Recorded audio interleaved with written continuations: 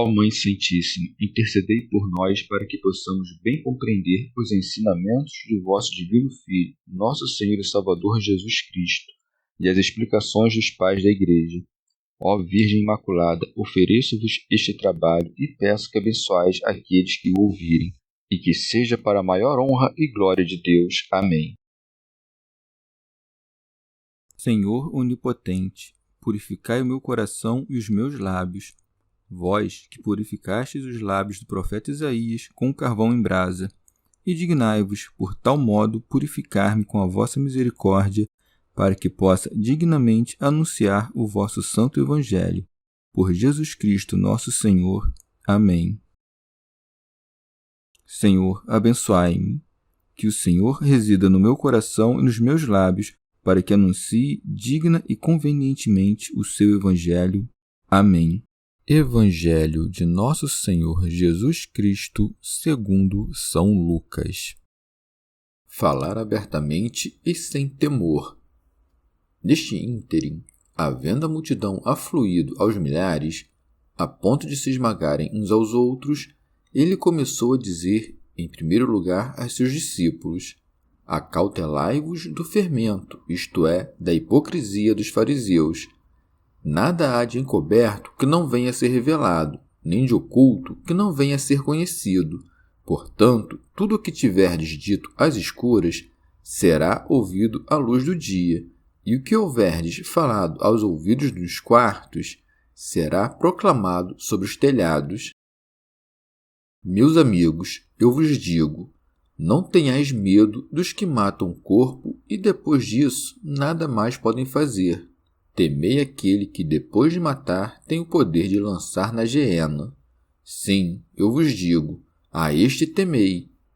Não se vendem 5 pardais por 2 asses? E, no entanto, nenhum deles é esquecido diante de Deus. Até mesmo os cabelos da vossa cabeça estão todos contados. Não tenhais medo, pois valeis mais do que muitos pardais. Comentários dos Pais da Igreja. Teofilacto Diócrida. Os fariseus, de certo, tentavam apanhar Jesus nas suas palavras, a fim de afastar dele as multidões. Isto, porém, teve o efeito contrário. Cada vez mais o povo chegava, reunido aos milhares, tão desejosos de se aproximar de Cristo que acabavam se pisoteando uns aos outros. Tamanha é a força da vontade, tamanha a fraqueza da mentira. Daí que esteja dito: neste ínterim, havendo a multidão afluído aos milhares a ponto de se esmagarem uns aos outros, ele começou a dizer em primeiro lugar a seus discípulos: acautelai-vos do fermento, isto é, da hipocrisia dos fariseus. São Gregório Magno. Os fariseus eram trapaceiros, por isso Cristo aconselha o povo a tomar cuidado com eles. São Gregório Nazianzeno. O fermento, quando é elogiado, é aquele que produz o pão da vida. Quando é vituperado, representa a malícia velha e azeda. Teofilacto Diócrida.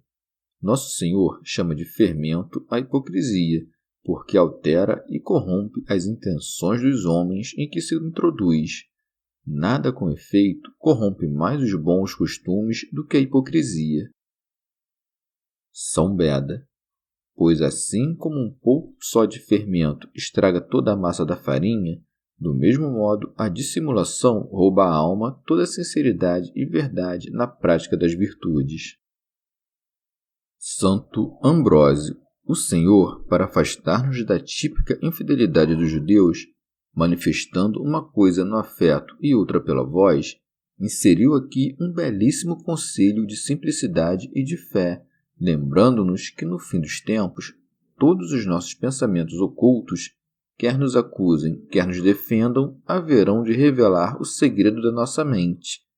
Daí que se acrescente: nada há de encoberto que não venha a ser revelado, nem de oculto que não venha a ser conhecido. Orígenes. Ou refere-se isto àquele tempo em que Deus há de julgar tudo o que os homens fazem às ocultas, ou quer dizer que, por mais que alguém tente esconder por meio da difamação os bens que fazem os outros, o bem, por sua natureza, não pode ficar escondido. São João Crisóstomo. É como se dissesse a seus discípulos: por mais que agora alguns vos chamem de sedutores e de magos, o tempo descobrirá todas as coisas, refutará a calúnia daqueles e proclamará a vossa virtude. Portanto, tudo o que vos falei neste canto do mundo, que é a Palestina, pregai-o audazmente a toda a terra, com os rostos descobertos e sem temor de nenhuma espécie. Por este motivo acrescenta: portanto, tudo o que tiverdes dito às escuras será ouvido à luz do dia, e o que houverdes falado aos ouvidos dos quartos será proclamado sobre os telhados. São Beda, ou ainda, quer dizer que tudo o que os apóstolos tenham dito ou passado nas trevas da perseguição ou do cárcere, agora que a Igreja resplandece por toda a terra, é anunciado publicamente pela leitura dos seus atos. Ao dizer será pregoado sobre os telhados, fala em conformidade com o costume da província da Palestina, onde soem os cidadãos morar sobre os tetos. É que os tetos naquela região não se erguem em altas colmeiras, como os nossos, mas fazem uma figura perfeitamente plana. Por isso diz que se pregará nos tetos, isto é, se há de falar às claras a todos os ouvintes. Teofilacto Diócrida. Ou ainda, Nosso Senhor se dirige aos fariseus como que lhes dizendo: ó fariseus, tudo o que dissestes nas trevas, isto é, tudo o que urdistes para me tentar nas sombras dos vossos corações, tudo isto será dito às claras, na luz. Eu sou a luz, e em mim, que sou luz, tornar-se-á conhecido tudo o que maquinam as vossas névoas. E o que dissestes ao ouvido nos vossos gabinetes, isto é, tudo o que por sussurros instilastes nos ouvidos uns dos outros, será pregoado sobre os tetos, quer dizer, eu o ouvi tão claramente como se mo tivesses anunciado desde os tetos. Nesta passagem, podes entender que a luz significa o Evangelho, e os tetos são as elevadas almas dos apóstolos. Todas as deliberações dos fariseus foram mais tarde divulgadas e ouvidas na luz do Evangelho por meio do sopro do grande arauto, o Espírito Santo, sobre as almas dos apóstolos. São Cirilo. A infidelidade pode ter duas causas: nasce ou da malícia arraigada ou do medo acidental. Assim, para que ninguém, tomado de medo, se veja forçado a renegar a Deus, Nosso Senhor acrescenta estas belas palavras: meus amigos, eu vos digo, não tenhais medo dos que matam o corpo e depois disso nada mais podem fazer. São Cirilo. Estas palavras não se aplicam indiferentemente a qualquer um, mas àqueles que amam a Deus com todo o seu entendimento. Cabe a estes dizer: quem nos separará, pois, do amor de Cristo? Todos os demais são vacilantes, prontos para cair fora. Ademais, o Senhor mesmo diz: não há maior amor do que dar a própria vida pelos seus amigos. Ora, haverá coisa mais descabida do que não recompensar a Cristo pelo que recebemos dele? Santo Ambrósio. Nosso Senhor ensina ainda que a morte não é temível, uma vez que a imortalidade há de resgatá-la com enorme lucro. São Cirilo. Devemos ter em mente que Deus prepara por meio dos sofrimentos as coroas e as honras àqueles contra quem os homens destilam sua fúria enquanto durar o tempo, e que a morte do corpo é para esses homens o fim das perseguições, daí que acrescente: depois disso, nada mais podem fazer. São Beda.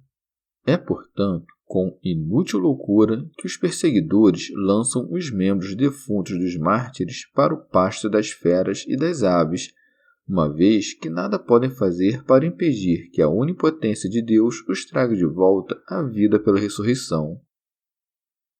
São João Crisóstomo. Considera como o Senhor pôs seus discípulos acima de todos os outros mortais, exortando-os a desprezar a morte, que a todos amedronta. Ao mesmo tempo, dá-lhes a garantia da imortalidade da alma, acrescentando: mostrarei a quem deveis temer. Temei aquele que, depois de matar, tem o poder de lançar na geena. Santo Ambrósio. A morte é o fim da nossa natureza e não da nossa punição. Assim, Nosso Senhor conclui que a morte põe fim ao suplício do corpo, mas que o castigo da alma é perpétuo e que apenas Deus deve ser temido, pois seu poder não está circunscrito à natureza.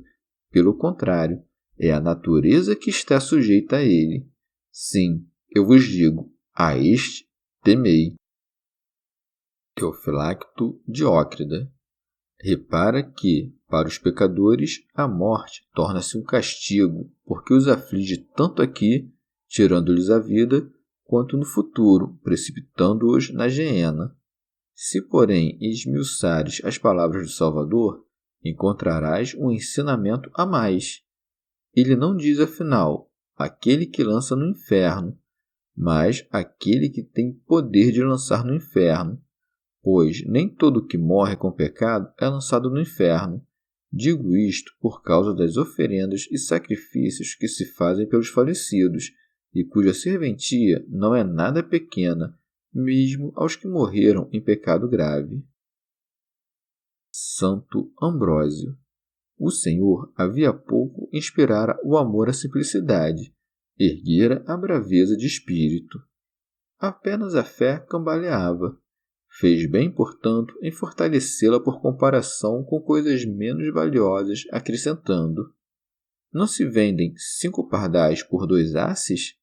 E, no entanto, nenhum deles é esquecido diante de Deus. É como se dissesse: se Deus não esquece dos passarinhos, como poderá esquecer dos homens? São Beda.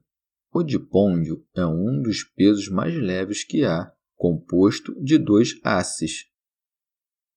Glosa de São Tomás de Aquino. O asse está para os pesos como 1 está para os números, o dipôndio como 2 está para os números. Santo Ambrósio. Alguém talvez objete: como é então que o apóstolo disse: porventura Deus tem cuidado dos bois? Se o boi é mais valioso que o pássaro? Respondemos que uma coisa é o cuidado, outra o conhecimento. Orígenes. Em sentido literal, estas palavras referem-se à agudeza da providência divina, que se estende até as menores coisas.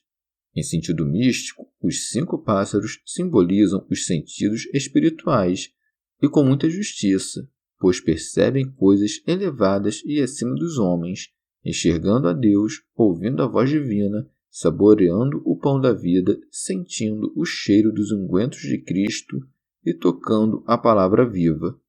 E eles, embora sejam vendidos por 2 asses, isto é, sejam menosprezados pelos que julgam estupidez tudo o que vem do Espírito, não caem no esquecimento diante de Deus. Ora, diz-se que Deus se esquece de alguns por causa das maldades deles. Teofilacto Diócrida. Ou ainda, estes 5 sentidos são vendidos por 2 asses, a saber, o Novo e o Antigo Testamento. E é por isso que não caem no esquecimento de Deus. Aqueles, com efeito, que entregam seus sentidos à palavra da vida, tornando-se dignos do pasto espiritual, Deus nunca os esquece. Santo Ambrósio. Ou ainda, o bom pássaro é aquele a quem a natureza deu a faculdade de voar. É que a natureza nos dera a graça de voar, mas a volúpia no-la tomou, sobrepesando a alma com as iscas dos males, inclinando-a à natureza da bagagem corpórea. Portanto, os 5 sentidos do corpo, caso busquem o alimento da terrena imundície, já não podem voar de volta aos frutos das obras celestiais. É mau, pois, o pássaro que perdeu a prática de voar por causa da corrupção terrena. Assim são aqueles pássaros que se vendem por 2 asses, o preço, a saber, da luxúria deste mundo. O inimigo, com efeito, nos põe a leilão por preço vil, como escravos capturados. Porém o Senhor, julgando-nos úteis para a sua obra, resgata-nos por um preço alto, como nobres serviçais feitos à sua imagem. São Cirilo. Nosso Senhor tem o cuidado de conhecer com diligência a vida dos seus santos, daí que se acrescente: até mesmo os cabelos da vossa cabeça estão todos contados. Isto quer dizer que o Senhor sabe com toda a diligência tudo o que diz respeito a eles. A contagem manifesta a diligência do cuidado que ele aplica. Santo Ambrósio. A contagem dos cabelos não significa o ato mesmo de contar os cabelos, mas o fácil conhecimento que Deus tem de todas as coisas. E faz bem em dizer que estão contados, porque sempre contamos as coisas que queremos conservar. São Cirilo. Em sentido místico, a cabeça do homem é o intelecto, e os cabelos, os pensamentos, que estão descobertos para Deus. Teofilacto Diócrida. Ou ainda, por cabeça de cada um, deves entender a conduta de vida digna de Cristo, a qual os fiéis devem seguir, por cabelos, as obras que mortificam o corpo, que são contadas por Deus e dignas da providência divina. Santo Ambrósio. Se, pois, tamanha é a majestade de Deus que nem um pássaro sequer, nem o número dos nossos cabelos passa longe de seu conhecimento, que indigno é pensar que o Senhor, que conhece até as coisas mais vis, desconheça ou despreze os corações dos fiéis. Daí que, muito convenientemente, conclua assim: não tenhais medo, pois valeis mais do que muitos pardais. São Beda. Não se deve ler plurais estes, sois mais, que é uma comparação de número, mas sim pluris estes, sois de mais valor, quer dizer, sois de maior dignidade para Deus. Santo Atanásio. Aos arianos faço esta pergunta: se Deus, dedignando-se de criar as outras criaturas, fez apenas seu filho e o encarregou de todas as demais coisas, como é possível que empregue sua providência em coisas tão insignificantes, o cabelo e um pássaro? Ora, todas as coisas sobre as quais se estende a providência divina, Deus as criou por meio de sua palavra. Chegamos ao fim de mais um dia de comentários da Catena Áurea. Muito obrigado por ficarem até aqui, que Nossa Senhora derrame suas graças sobre nós e até amanhã.